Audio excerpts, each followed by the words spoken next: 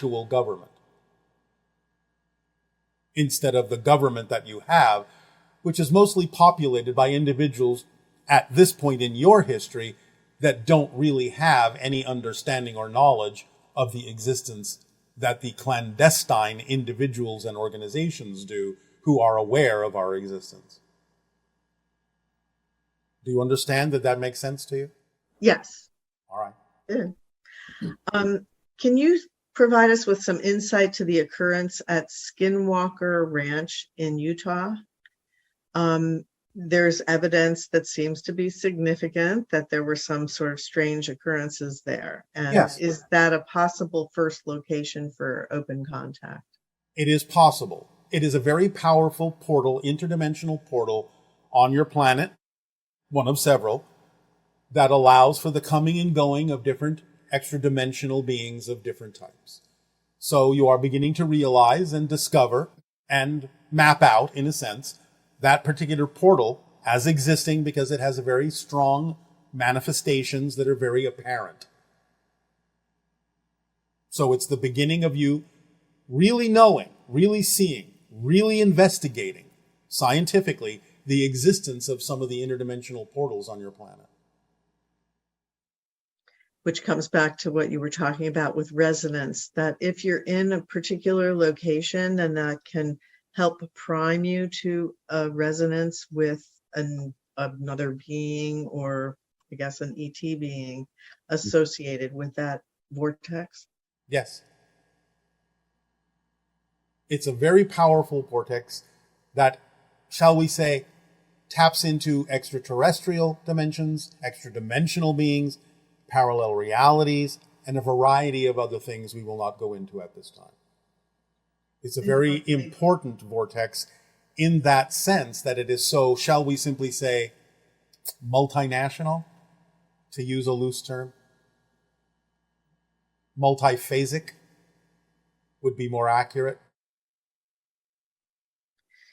And along those lines, Sedona, and in particular Bell Rock, that location would provide resonance opportunities for what?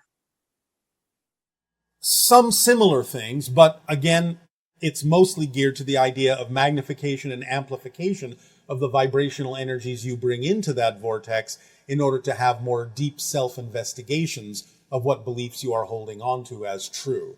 So in a sense, it's good practice in Sedona as a vortex to learn how to align with different vortex energies, interdimensional energies, before going into some vortex like Skinwalker Ranch, which is much more powerfully aligned to actually show you a reflection of what you're bringing in with you in an uncompromising way, without the allowance of being able to shift. And locations like, say, Machu Picchu, where there seems to be a lot of extraterrestrial activity. Yes, well, again, there are these dimensional vortices all around your planet where it is easier for traffic to come and go, so to speak. So the ones that would be, let's say, particularly lined with nature energy, they may also be ET kind of related? In some cases, some of them are a little bit more heavily weighted in terms of nature or elemental beings. But yes, all of them can be used depending on the nature of the extraterrestrial or extra-dimensional energy to make connections to those beings. But different vortices are weighted in different ways that makes it easier for you to make a resonant connection to different things. Sometimes more than the idea of an extraterrestrial connection, because it's more relevant for you to connect to an elemental or some other nature spirit. So on the nature side, and particularly for those that are interested in Willa and her timing, what are some locations that would be heavily weighted in the nature direction that would be complementary to Willa's reality? The idea of some of the crop circles in Glastonbury, and also, of course, many locations in Ireland. With regard to your United States, it's more about the idea of Shasta. And redwoods? Yes, of course. Any nature location, any forest will have some vortices that are connected to the idea of the elementals. But you were asking for the more prominent ones. Right, right. And another person was sharing with me that they had an experience in Alaska, in a very, very remote part of Alaska, where they Yes. were interacting with, I guess, Sitka pine, or that the forest was so magical in that Yes. particular.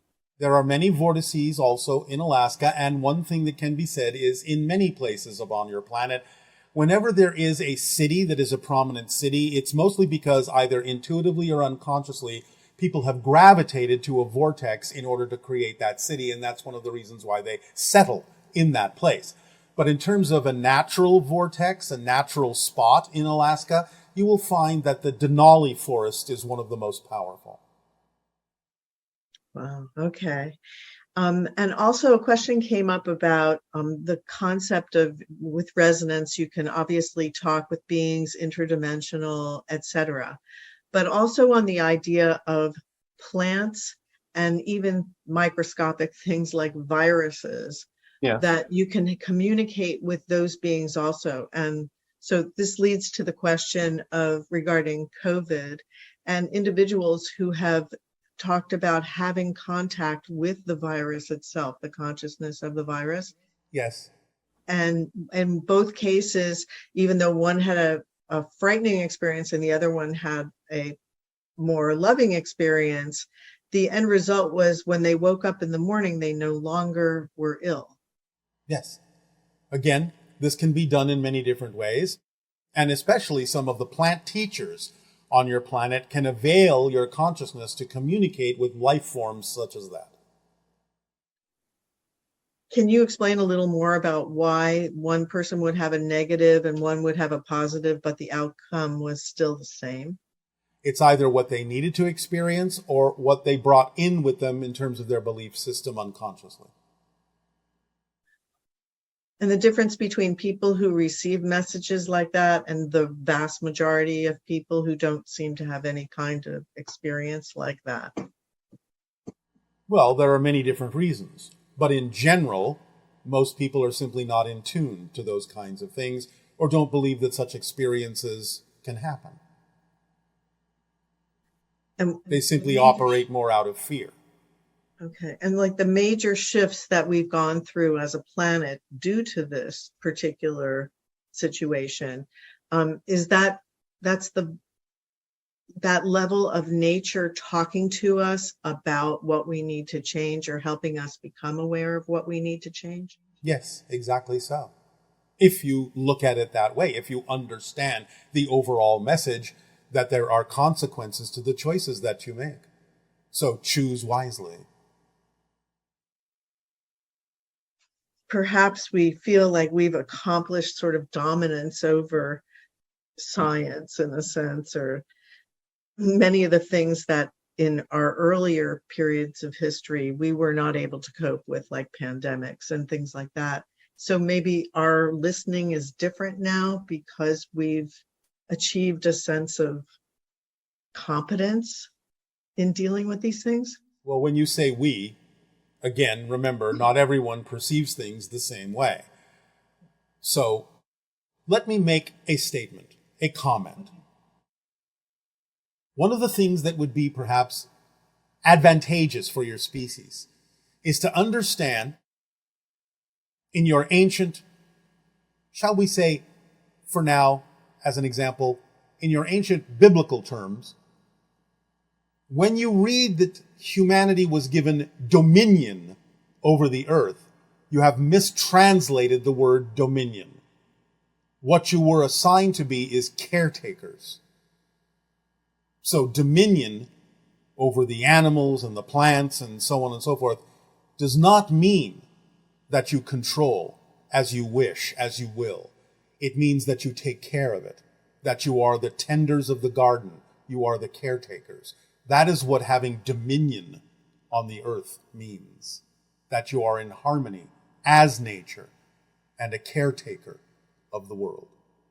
So absorb that, and many things will become much clearer as to why things are happening the way they are happening. Right. And that seems to interact with the idea of scarcity of resources, that there's so much competition amongst the human beings for what they consider scarce resources. It is only a belief system that makes things appear scarce. So that goes hand in hand with changing our relationship with the planet. Yes. And changing the relationship with yourself. So one person here was asking, can things like emotions and negative beliefs be passed down through epigenetics or epigenetics? If so, is there a way to clear the hereditary negative beliefs that your conscious mind is unaware of? It's not that they are literally passed down, but the genetics can create a predisposition based on the theme you've chosen to explore to absorb the idea of fear-based beliefs from those around you, such as your parents or your society or your schooling or your friends. They don't absolutely determine that you have inherited it, but you may have inherited the predisposition to absorb those things. And therefore, it still comes down to what you choose to believe by self-investigation and knowing that you are completely empowered to decide what is true for you. So when an individual is in the womb and they're experiencing the environment as being whatever their mother is experiencing, Yes. what kinds of things are they absorbing during, let's say, the last 3 months of the pregnancy? Whatever is more relevant to the theme that they chose to explore by having chosen that individual to be born to. Remember, that's a choice too.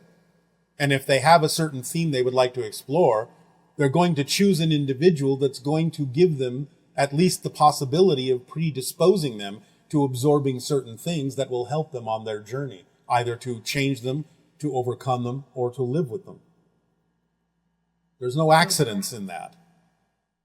So a child that would be born to someone, let's say, that's bipolar, where they experience their rage and they also experience the loving side, I suppose. Case-by-case basis, that's all we will say on this subject.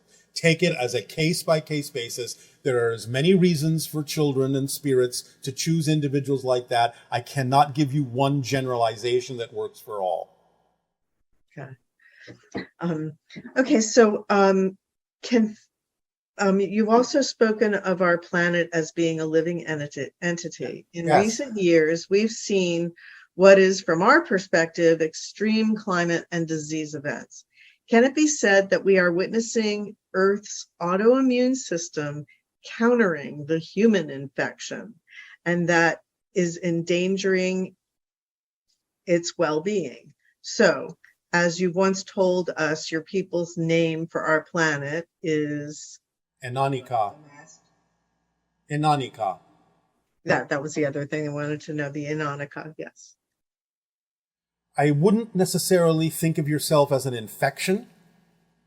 That doesn't serve you, really. And the idea is that the Earth can get along fine without you.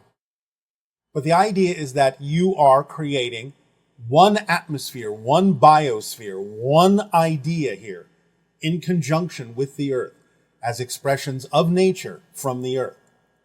So the idea of what you reflectively see as the Earth's illness is your illness of belief systems.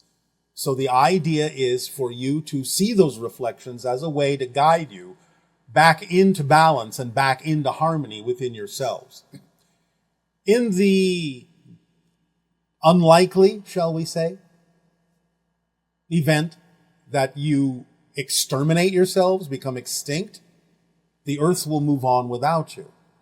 But the Earth and you have made, in a sense, a higher agreement to have a certain experience that allows you the opportunity to reach a higher plane of existence in harmony, to play out certain stories in a more positive way. It's up to you to use it that way, but what the Earth is doing is reflecting the imbalance within humanity. It's not that the Earth itself is diseased. It's acting as a reflective guidance for you to bring yourself back into balance. So those that chose to be here on Earth in a situation where most of our recorded history, there are some kinds of wars going on somewhere. So one could say humans appear to be very warlike beings. So choosing to incarnate in this kind of a reality with that level of extreme behavior means that the soul has decided to go on this adventure of transformation. That's one way to look at it. Again, don't generalize. Right. So, but it is a master class in that respect because of the level of challenge. It is a master class in transformation. That doesn't mean everyone will graduate. And is global warming a real thing? Does the recent extreme weather come as a result of human activities, or is it the result of Earth's magnetic field shift? It is a natural cycle that has been exacerbated by human activity technologically. However, as many people on your planet have realized, it's a little bit more accurate to simply say climate shift or climate change. Some parts of your planet will become warmer. Some parts will become colder. Some parts will become wetter, as I think many of you are now discovering with all of your flooding. So the idea is go for the idea of climate shift or climate change rather than just global warming, which only addresses certain parts of your planet. It is a natural cycle, but it wouldn't be happening now in the way that it's happening at such an accelerated pace if humanity hadn't accelerated it with the technological pollution that you are now putting into the biosphere. Okay. And as a quasi-physical being, what would your atoms look like under a microscope? Would they appear ghostly or solid? Do you pass through liquids such as water without feeling it, or is there a certain part of the H2O molecule that you can sense? And could you transfuse your quasi-physical atoms into a physical being? Yes, the atoms would appear somewhat ghostly to you. We can pass through solids and liquids, but the idea is that we can also resonate to interact with whatever portion of them serves us. So it depends upon what frequency we choose and the theme of exploration of what material we are interacting with that determines how we interact with it or whether we interact with it at all. It depends upon the type of physical being in terms of the idea of sharing our particular atomic structure with them. In a way, for most of you on your planet, for us to introduce the idea of the quasi-physical particles into your physical material body would probably create a sensation or an experience similar to what you call spontaneous combustion.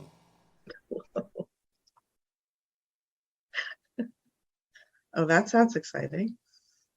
It can be. That's like the ultimate hot foot, huh? Yes. Or the ultimate hot seat. How did the Greys choose the human subjects to create hybrids? And was it merely a genetic component they were looking for in people with certain life experiences, or was there some other alternative ideas? It is that to some degree, looking for certain genetic markers, but in many cases, the Greys are choosing those in a parallel reality that are representative of the family lines in their parallel reality. Okay. And do any of the 5 hybrid races have all black artificial lenses directly on their eyes to protect them from certain environments? Yes, the Greys do, and the tall Greys can, the Mizani, sometimes use that technology. So our version of Greys with big black eyes may actually be like they're wearing sunglasses? Yes. And it's not just sunglasses. They are a technology that affords them information as well, much in the same way that some of your heads-up displays do. Cool. And can you expand on how our familiar symbols and archetypal representations might be used as a third reality for ETs to communicate with us through? That is a subject we will cover at another time. Okay. And were there certain genetic aspects that the Greys were looking for when they chose certain humans, or is it more of that people volunteered because they wanted to transform and they wanted to participate? Both. What would be some of the attributes, though, that a new human Not at would? this time. Okay. If your civilization lives without resistance, why do you experience death at all? Since death, in a sense, is a release of resistances accumulated throughout our lives. And once your civilization shifts into fifth density for good, and thus into total non-physicality, does that mean that you no longer experience death? Why do you go swimming and then come out? The idea is not always about resistance in the way that you mean it. The idea is to have an experience and then absorb that experience into your greater self. You go swimming, you come out of the pool or the ocean to go on with life in a different way, to experience the land instead of the water. So we experience physical reality and then go into non-physical reality for a variety of reasons, just as you do. It's an experience to be had. It has nothing to do with the idea of just giving up resistances. That's an extremely limited way to look at the idea of life and death. Okay, and like if you look at planet Earth, the things that people are passionate about or have experienced as being really fun seem to go through a lot of borders, and Did you say borders? common. Well, the idea that we have many common things, like there's a lot of competitions humans seem to enjoy. There's sports, there's all kinds of ways that humans entertain themselves, plays, acting. So Yes. when in your civilization, being at such a high frequency, what are some of the things that really give beings joy? What I'm doing gives me absolute joy, or I wouldn't be doing it. So there are many things. People that relate to the idea of nature in different ways, people that relate to the idea of games in different ways, people that relate to the idea of communication with other beings and spirits in different ways, people that relate to the idea of communing with animals in different ways, many different kinds of things. There's a wide variety of experiences and passions on my own world as there is on yours. It's just that many of them take place on different levels in different ways and are expressed differently. And it's interesting because there's a lot of similarities in terms of the things we enjoy and the way we express them. And then that would be something you would also express, but just in a more expanded way. Perhaps, not always. Sometimes we get joy out of doing something in what you would consider to be a relatively normal way. Okay. Depends on the purpose for experiencing it. Just as, in my training as a first contact specialist, I did have to go through a period of learning about the idea of languages as you use them to understand the form of communication. That was a joyful experience, even though we don't, in and of ourselves, use our ancient language much anymore. So we chose to have those particular experiential limitations in order to understand the joy of the experience of having different languages, so we could relate to the idea of communicating with civilizations such as yours that use different languages. Can you fly without any kind of mechanical assistance? I can levitate. I can teleport. It's not flying in the sense of something like what you would call Superman.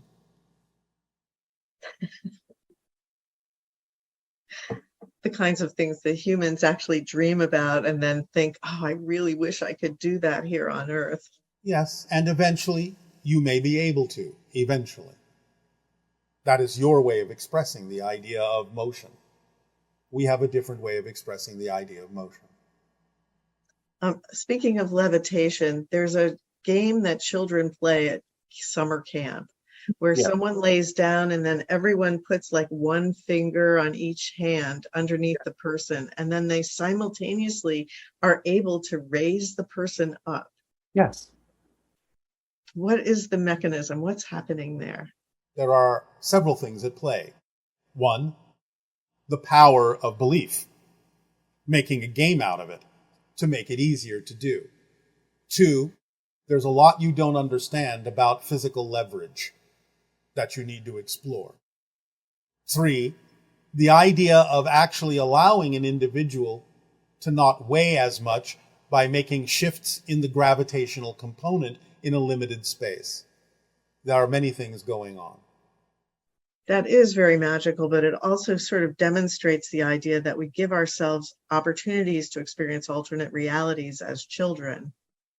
So we know that physical reality is not as fixed as it appears to be. Yes.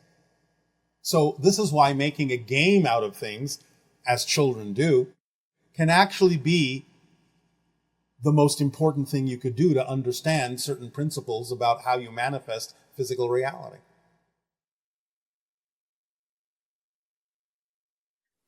I've heard there is a wave of consciousness which permeates the cosmos, and living creatures are made sentient by contact with it. Does such a wave exist? And if so, what can you tell us about it? You're simply talking about all that is and the way in which every single reflection of all that is relates to it. Some will express sentience in a different way than you would recognize. Some will express it in a way that you will recognize. But everything is a product of sentiency. Everything is conscious and uses consciousness in a different way. But you are simply talking about the wave of existence, the vibration itself of unconditional support and love that is the frequency of existence itself and all that is. Lovely. And back to the idea of resonance. Yes. If an individual wants to make contact with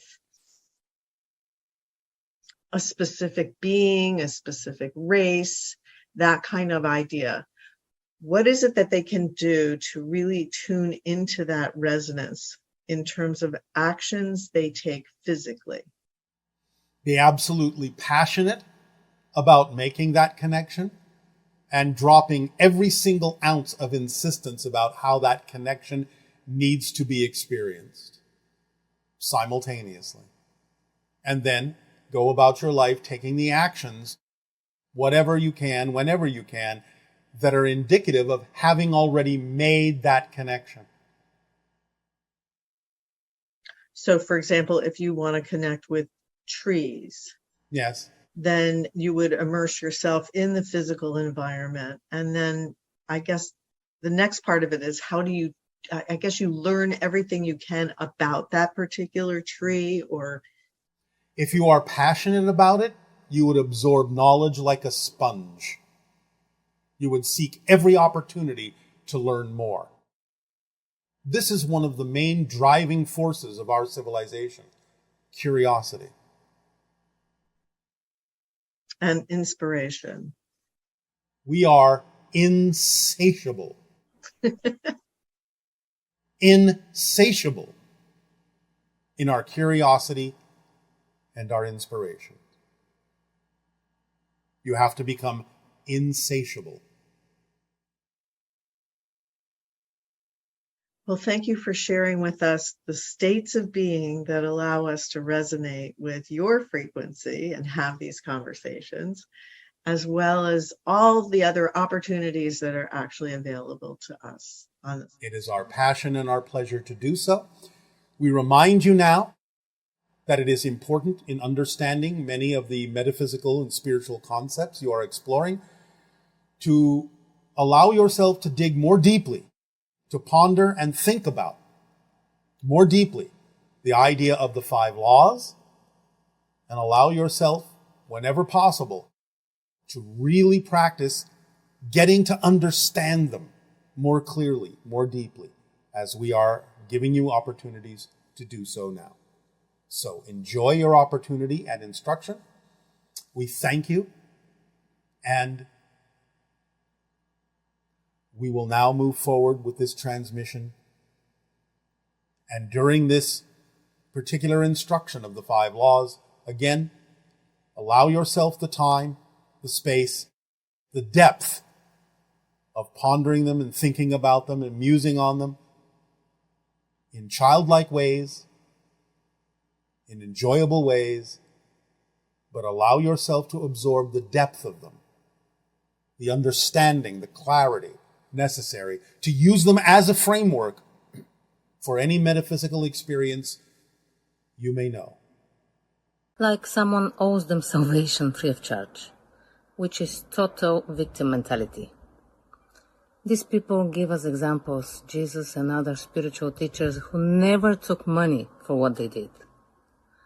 They say Jesus fed thousands with fish and never charged them.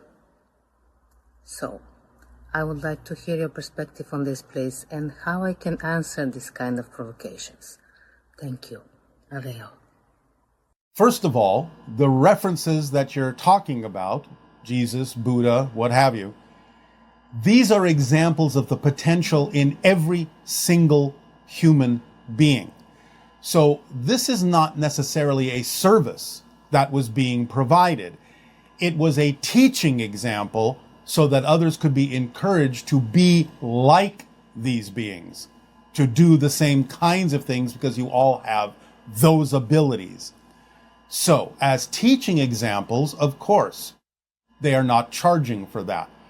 But if they were to provide a service, like I am going to provide you the service of healing, I am going to give you a vibration that allows you to match that frequency so you can heal yourself, and I am training you, teaching you on a different way, on a consistent level of providing the service, of giving you the opportunity to do something that you are either unable or unwilling to do yourself. And I am using my time and my abilities to do this because you are not necessarily willing or able to do it yourself. Then there needs to be a fair exchange for the time and energy spent to give you the ability, or at least teach you how to give yourself the ability to do the same things. That's different than what those other people were doing as simply a one-off teaching example or a showing of what you're capable of. So it is only fair when someone is giving you their time, their energy, to give them something in exchange so that it is an equal exchange. Since you have stated that the only reason you're going to them to get this information or assistance is because you are either believing you are unable or unwilling to do it yourself. You're asking them to provide a service for you. And there must be some form of exchange to allow it to be an equal exchange of energy. My name is Junyi, and from California. My question is about recent development on Earth that people are building distributed ledgers and then build collaboration system on top. And another concept is blockchain on Earth. Yes, all right, we understand blockchain.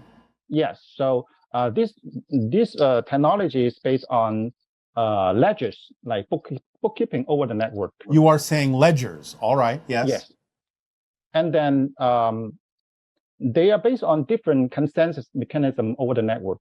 Yes. Their original design is to provide an open and trustworthy platform for the community. So yes. members of the community can contribute and being served effectively. All right. Is there a question about this? Yes. Now, I would like to know, well, now many of these efforts are reaching their limitation or Yes. delay from their original intention. Yes. I would like to know if there are other civilizations also build similar digital trust and collaboration system. This is a temporary fix. This is a temporary transition between the old systems and a newer system. These things are simply transitional systems that will not ultimately last. New systems will be found that are based on the people themselves, their skills, talents, abilities, by going into a reality that exhibits much more synchronicity or synchronism that allows everyone to provide what is needed at the perfect timing. And these ideas are only transitional systems to get you used to the idea of letting go of the older systems. Understand. Next question is, do you have any suggestion on how we can learn more deeply about the sound, vibration, and resonance, and more way to use them in our life. We are going to talk about resonance in the next transmission. Great. That's all my questions. Thank you much. All right. Thank you very much. Good day, Bashar. Thank you so much for what you do, and also for Daryl. It is our passion and our pleasure. Thank you. I've been thinking about time and space in relation to my personality self and my higher self. Yes.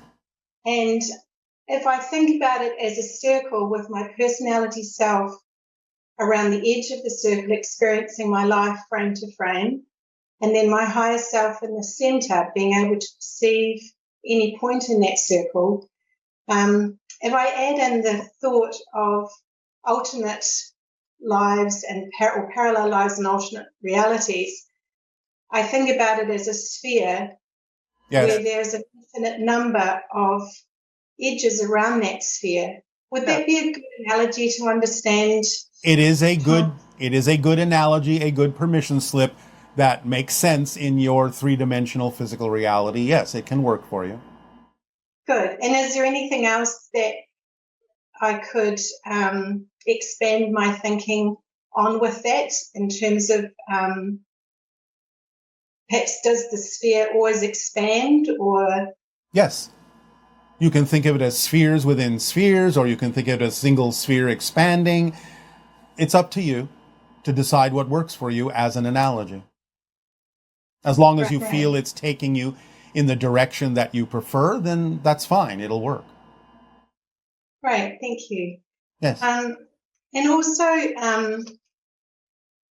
there seems to have been sound technology in our ancient history with the archaeology that we're finding. Is that something that we'll rediscover and be able to use? And also, do you use sound technology in your civilization? And if so, what for? Yes, you will be able to rediscover it.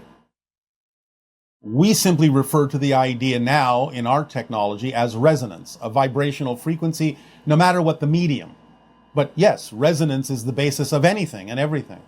Frequencies of consciousness, frequencies of energies that allow for manifestations to develop that are based on your understanding of the level from which you're looking. So yes, resonance frequencies can be sound, can be light, can be other kinds of vibrations, but resonance is the key. Right, thank you.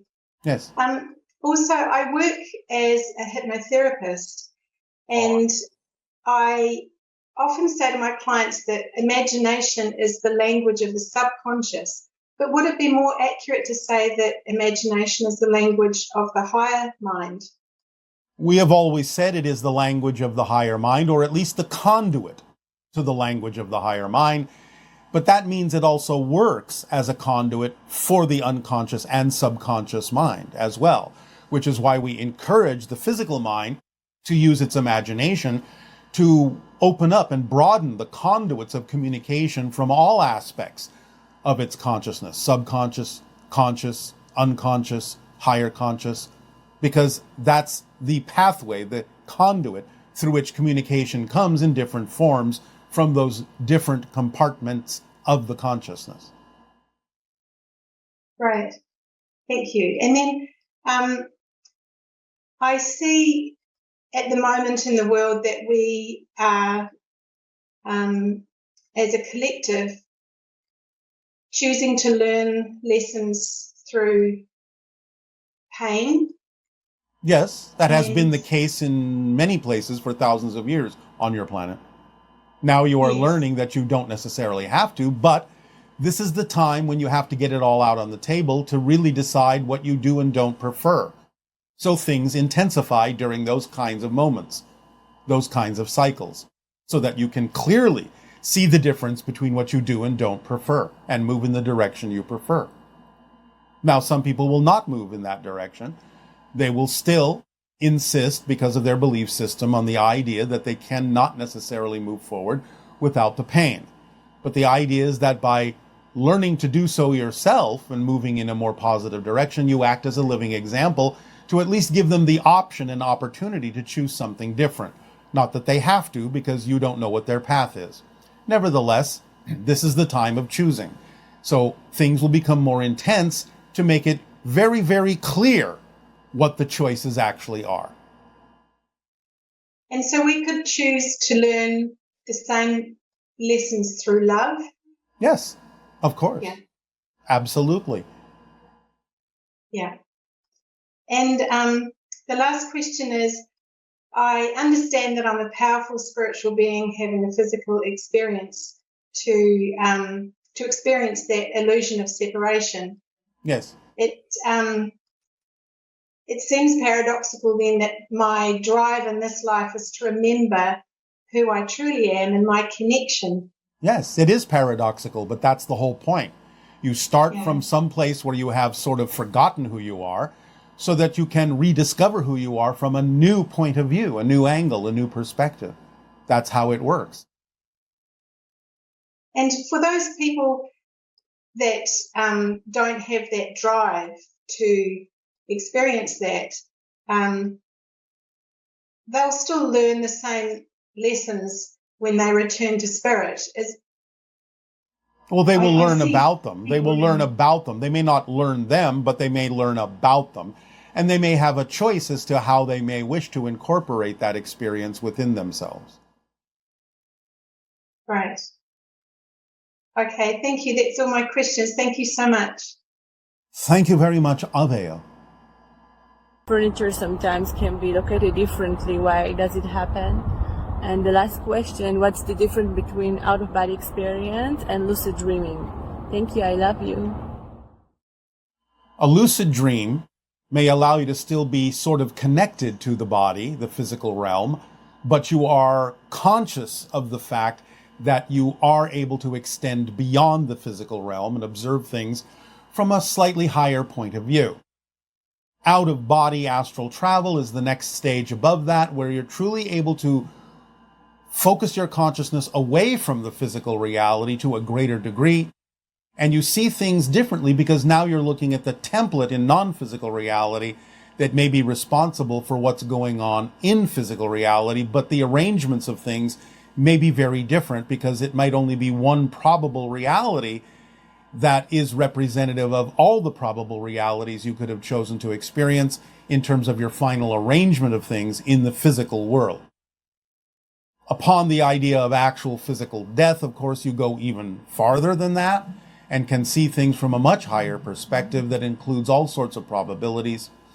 But the idea is that you're seeing not through eyes, but through consciousness when you are in the out-of-body thing. And in a sense, yes, you leave your body.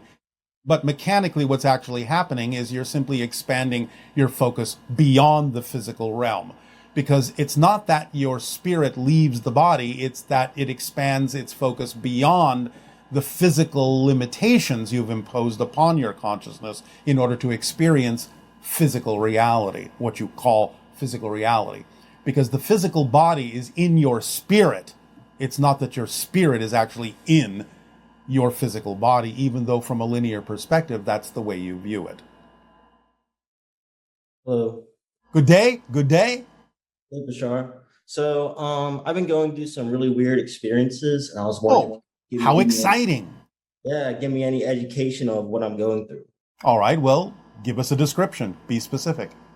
Okay. So, around October, November 2021, I went on an Exorcist TikTok live, and had a psychic as a guest, and I was impressed with what she did. So, I went to her for a psychic reading.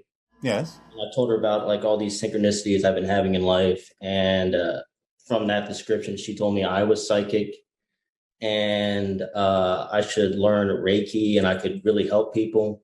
So did that resonate with you?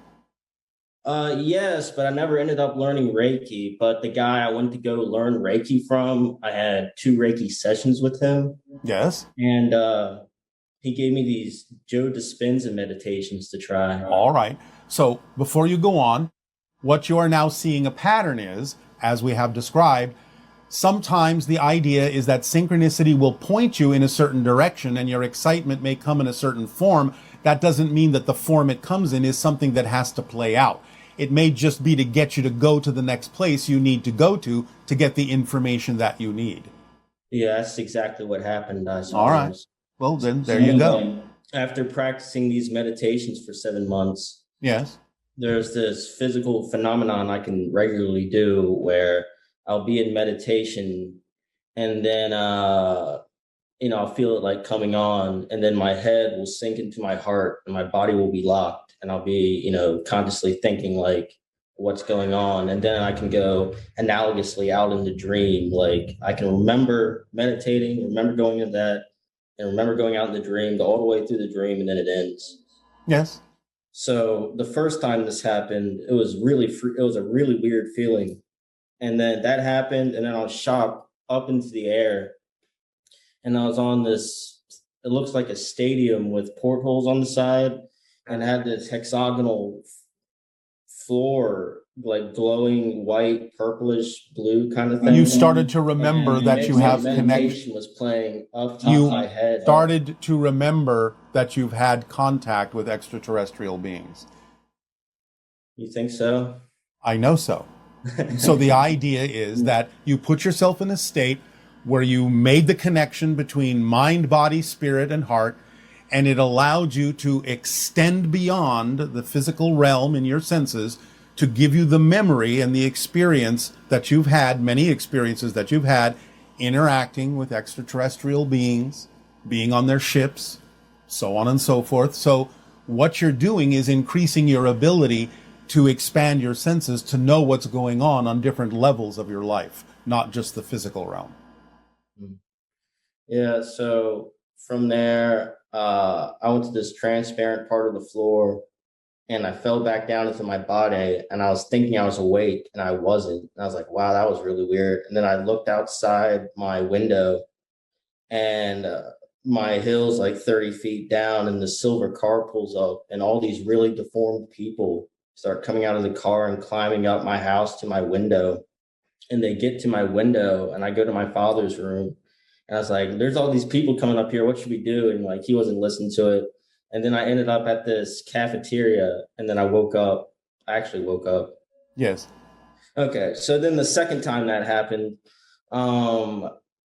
head sinks in the yard. I noticed my bedroom door was open. I kept trying to get up, and I was like, I was being pelted down to the floor. And eventually I went up and did it, closed the door, back my body, and I noticed it was open again. And this time it's like I sprung out of my body like a cocoon, like this burst of energy. Yes. And so I went to go through my house, and every time I went to open a door, it was like it was trying to be closed by something. And my house was decorated with all this really weird, ancient, oriental sort of decorations. All right. I was going through my house, and my living room is covered with ferns, and I get out. It's like this effervescent blue everywhere, and there's these stone statues everywhere. And I'm going up my driveway to my mailbox, and there's this swirling purple-orange storm. And at my mailbox, it's thousands of these old wooden crates. And I go to pick 2 of them up without thinking about it. And one was this white mask, like with no imperfections, glowing like the whitest of white masks you could see. And then my whole body overcame with ecstasy. And then as I came back down to my house, the meditation's playing the entire time.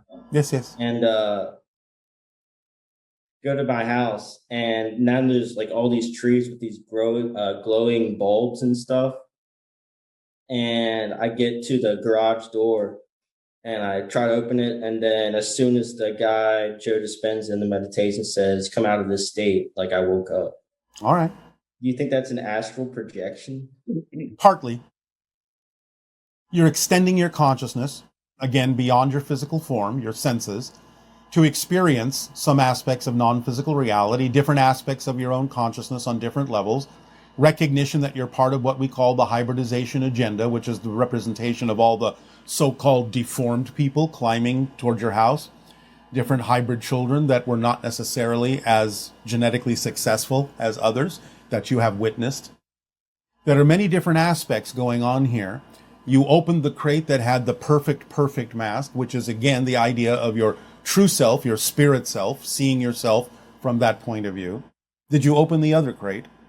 No, but it had that same white material showing through. I couldn't get it open. All right. So again, the idea of the ideal vibration, your true self vibration, receiving messages from different sources, hence the idea of the mailbox, communications coming from many different sources, breaking through the barriers of your physical reality into parallel realities, seeing many things overlapping simultaneously, which I understand can be somewhat confusing, which is why you are saying it's all very weird. But remember that weird is simply something you're not used to. You are expanding your senses using these techniques, these meditations. You will get used to it, and you will start to be able to figure out what belongs where and piece it all together and put it in order and organize it in a way that makes more sense to you. But right now, you're just exposing your senses to many different sources of information, many different parallel realities, and many different things that you are a part of.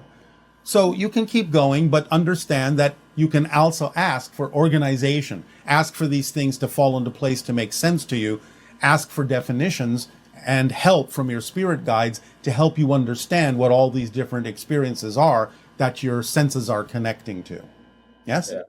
So, like, I want to tell you about the most important of these to me. Yes. So, same thing, head falls in the yard, and then I was thrown down in this pristine bathroom with this snowy peak outside, and there was this little box, and it has that, that cliche where the guy's laying on the bed and then the line and his body's floating up top of it on the box. And I look at it and I was like, oh wow, I'm dreaming. And I try to exit the bathroom. Each time I'm exiting it, I come back in the same place. I'm like, oh, I'll just think up and wake up. And so I did that. I wasn't awake, and I thought I was awake again on my bed. I was like, wow, this is really weird. Something doesn't seem right. And I get shot up into this house, and there's this her race is indiscernible, but this brown skinned woman with this white and gold outfit, and she's telling me all this stuff about my destiny. And she does this yoga pose and transforms into this white monster with all these red glowing welts all over. And she tells me to beware. And then I actually woke up, and I fell asleep again. Then I was in this house, this infinite house with these infinite doorways. And then there would be people coming out of them, or it would go into another dream. And then I would wake up from that dream and end up at the house. And anyway, the most important thing out of this is what I asked this one person coming out of these doorways to open the door. And this guy's like passing me along. I'm like, you need to tell me what's going on right now. And he's like, extreme, blah, blah, blah, blah, powerful, blah, blah. And I grab him by the shoulder. I'm like, you need to tell me what's going on right now.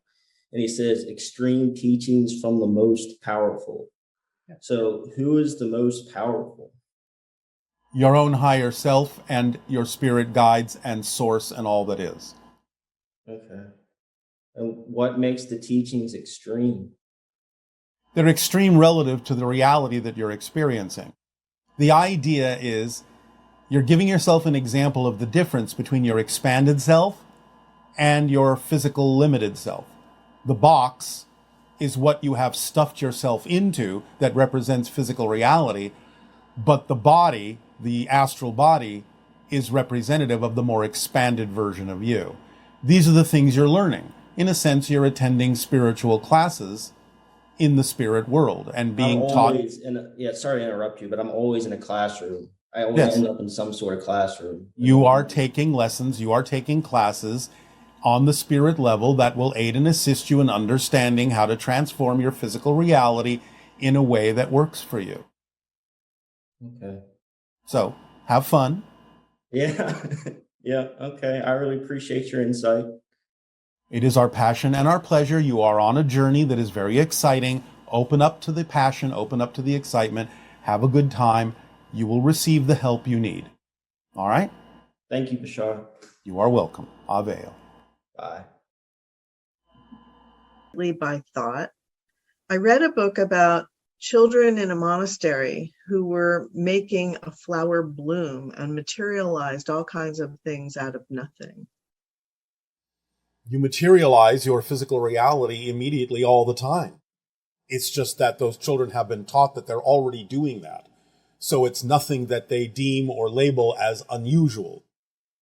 So the idea is to recognize you wouldn't have a physical reality experience if you weren't constantly materializing. And it's not just about your thoughts. It's about what you believe to be true. It's based on your theme of exploration and what's relevant for that.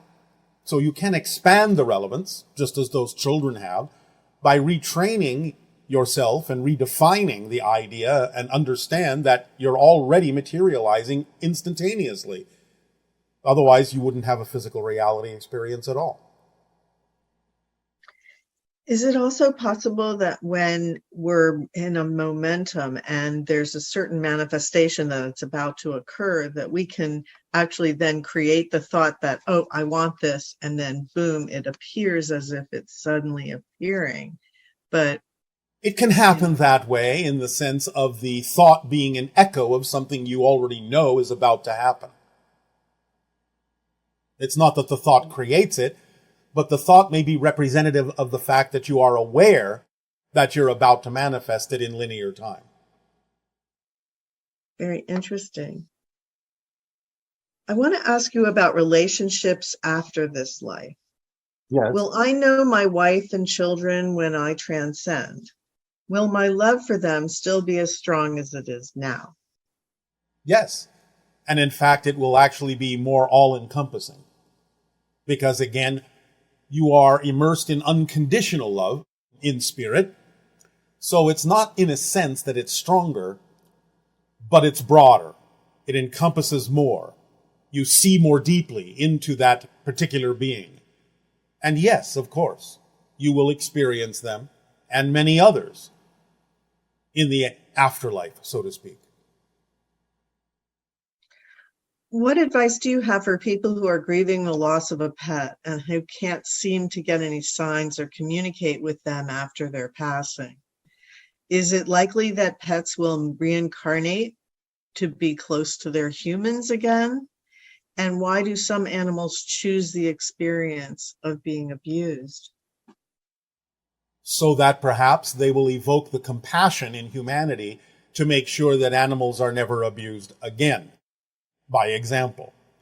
So it requires action on your parts when you perceive the abuse of anything, be it animal or human or any other being, to take the action necessary to make sure that these kinds of relationships don't continue in the future.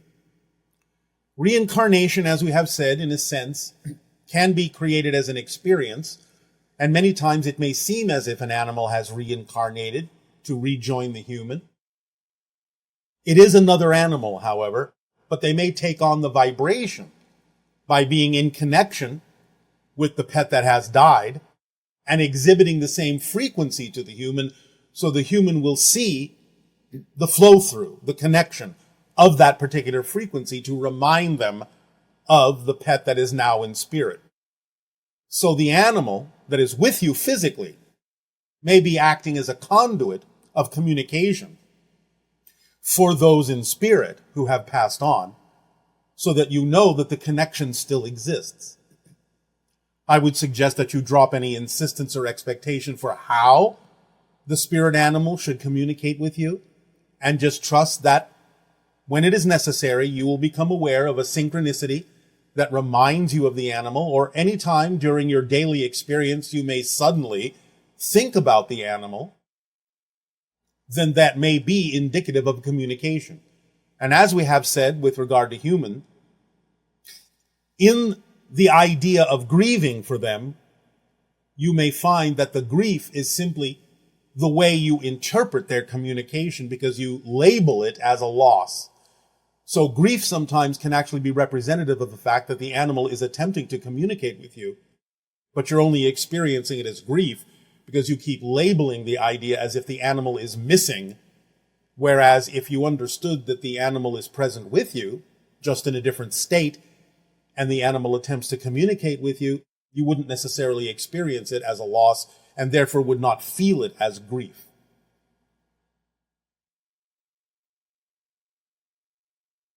This viewer has the question regarding communication with the cetacean nation. You had said to communicate telepathically. So I have been sending one what I call a bubble of communication every day. I include an image of nature that I've seen in my day, and I blow it towards the ocean in my imagination, where I think I get the bubbles back with images from the cetacean's day. Is this really working? And if so, who am I communicating with exactly? Yes, it's working, and you may be communicating now and then with various random cetaceans, in the same way that you may communicate with various random humans in your course of daily events. It's not always necessarily the same cetacean. It will depend upon what cetacean needs to pick up on the vibration of the telepathic communication and imagery you have sent, and what is relevant for you to receive from a different cetacean based on your themes of exploration. So yes, it's working, but you have to be a little bit broader in your allowance of who it is that's sending to you and who it is that needs to receive whatever it is you have sent. Thank you. What's the best way to get information from the Akashic records?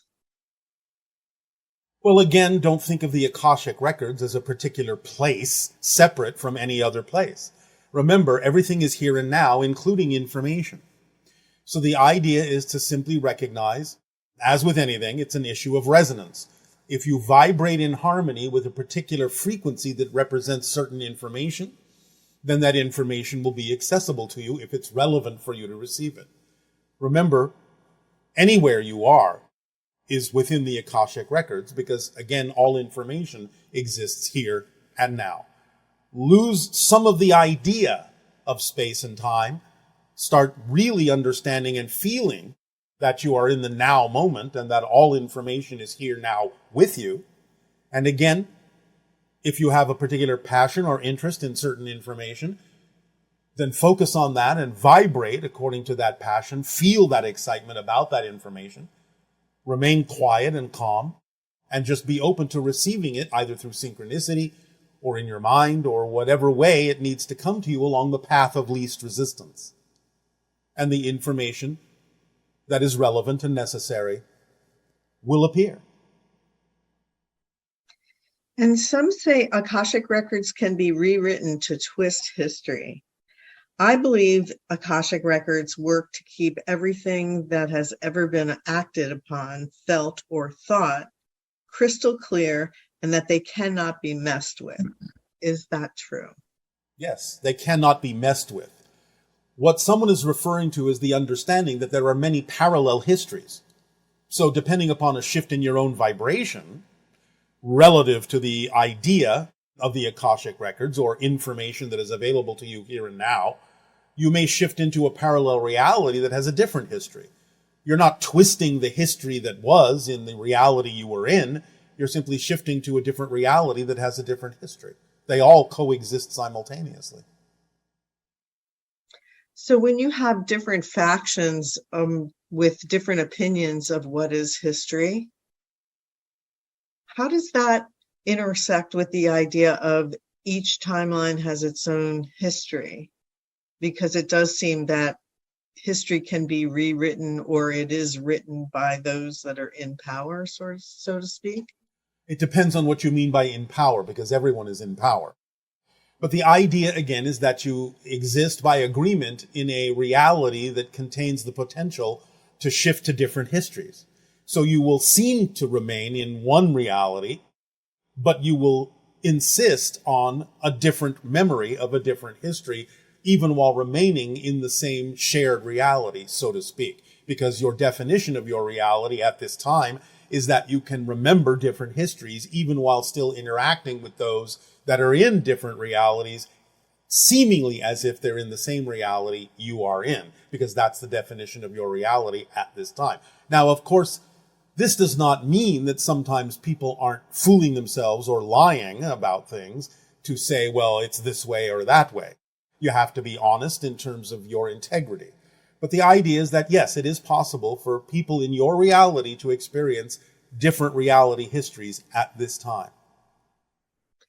And is it also the idea that if you feel like you have to force your version of history on others, that's a different energy that then would, how does that energy affect the idea of understanding your own history or the history of others? Well, again, this goes to what we said about the idea of lying to oneself, or again, not feeling empowered by the history that you actually insist upon. Because if that is a true history for you, then you will simply naturally align with it in a way that requires no forcing for anyone else to believe the same history that you do, because you are in a different reality. And so what is divine timing, and can we influence it with our will of mind and manifestation? No. The idea of divine timing is simply the timing that is correct for you. So this is why we incorporate this idea in the formula of following your passion, because then everything simply happens in perfect timing. Divine timing and perfect timing are the same thing, relevant to the theme that you're exploring as the individual that you are. There's no difference, and it's not affected by will per se. It's affected by passion in terms of what you shift to experience the timing of different events that manifest according to your theme of exploration. And what is the mechanism of remote viewing? This is fairly long, so is this a good way to have some physical experience of what it's like to be on other planets and moons without limitation of the terrestrial body? And this person is not interested in spirit or dream visit, but in an experience where, to some degree, you physically feel the sulfur lava flows and hear the sounds of volcanic explosions. Yes, well, again, this goes to the idea, like the Akashic records, that everything is here and now, and it's not really remote viewing, although we understand what you mean by that linearly. The idea is to know that those other planets are here and now. And again, the more you can identify with them, the more you can resonate in harmony with those ideas, if that is representative of your passion, the stronger the effect can be of experiencing, at least to some degree, some of the physical phenomenology and manifestations that exist on those other planets. So again, losing the idea that it is actually remote and allowing it to be more here and now with you will allow you to experience some of those sensations that you're asking about. Okay, thank you. And in regards to old understandings, how would you update our understanding regarding shape-shifting? Again, there are many different versions of you, so to speak, you, in parallel realities.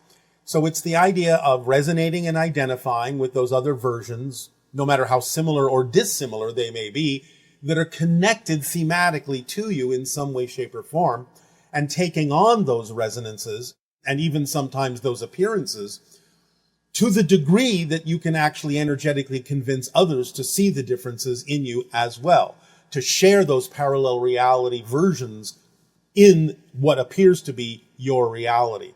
You're actually creating a kind of a bubble in which it's all right to shift to different versions, at least in appearance, of different versions of you in parallel realities to the degree that others can also perceive them. In a sense, does that relate to the idea of Daryl before he was a channel and then after he was a channel, that in a sense he learned how to provide that representation of your consciousness? To some degree, yes. Although, again, shapeshifting can take it much further. If he was inclined, if it was necessary and relevant for his particular journey, he could resonate to the idea of our reality to the degree where we would actually start physically looking more like us. But that's not really necessary at this time. And I think some people have commented that at times he does look more like you. Now and then. Especially when he's channeling. Yes, now and then the resonance may shift or expand to the degree where he may take on some of those aspects. All we're simply saying is he doesn't really need to fully shapeshift into the direction or take on the aspect of us to the degree where we actually appear to you, at least not yet. Okay. What happens to the ego, the physical mind, and the personality self when a lifetime is completed, what of us continues? Is anything lost? Or does it all get to move forward together somehow? Nothing is lost. It all moves forward together in the same way, by analogy, that you are no longer a child, but you still retain all the experience and the memories of being a child, to whatever degree is relevant for you, even though you are now adults. You can move forward as an adult, yet you can easily call upon any memory of childhood that serves you at any given moment. So it's similar in that sense. You don't lose it. The identity and the personality of the physical being remains with you. You can access it and call upon it for experiential purposes at any moment you wish, as you even move on as a spirit into different realms and realities. So use the analogy of a child still being within you as an experience to call upon, even though now you are beyond childhood.